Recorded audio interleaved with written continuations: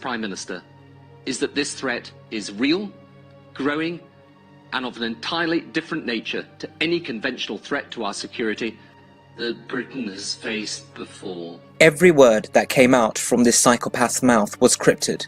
Tony Blair took lessons in body language so that he would come across more trustworthy. It shall be a government rooted in strong values. He was more concerned about his place in history than politics, and still is, judging by his attempt at a comeback. You know, the reason we like living in our countries is because you have democracy, you have the rule of law, you have a free and independent media, and these are important things to support and protect. We can debate for hours on end whether toppling Saddam was the right thing to do. But one thing we can all agree on is Tony Blair did suck up heavily to the United States of America. What you can't deny is that he sent British soldiers off with shoddy equipment under false pretenses. Some wives would have still had their husbands, and children would have still had their fathers, if Blair had actually given a damn. Some of my brothers and sisters would have still been alive if he truly cared. It seems like the empathy gene has been taken out of Tony Blair.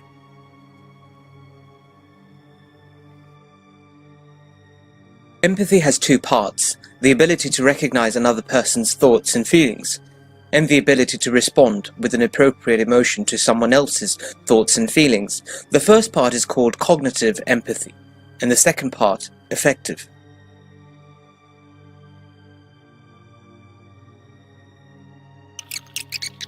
For all of this, I express more sorrow, regret, and apology than you may ever know or can believe. Psychopaths usually cannot express typical human feelings. Here Tony Blair is merely saying he expresses sorrow, regret, and apology.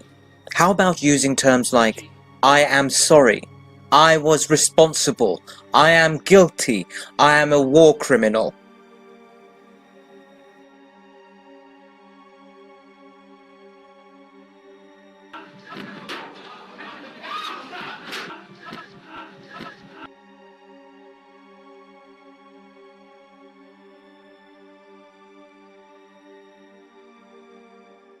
Our world's current economic, political, military, and legal system breeds psychopaths, rewarding psychotic behavior and punishing those with conscience and integrity. I am a revolutionary. I am a Bedouin. I am a man who lives in a tent.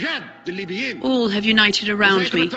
Psychopaths are in love with power and risk-taking, masters of manipulation and self-serving opportunism. They hold PhDs in deceit and deception. Psychopaths are super intelligent charmers who are highly skilled at playing others in order to get what they want. You cannot sit back and wait for a savior. You can't opt out because you don't feel sufficiently inspired by this or that particular candidate. This is not a rock concert. This is not Coachella. We don't need a messiah. They are keenly perceptive at reading people, understanding their motives and values, brilliant at learning their weaknesses and blind spots, and highly effective at inducing both sympathy and guilt in others. This is why these people have got away with so many crimes against humanity.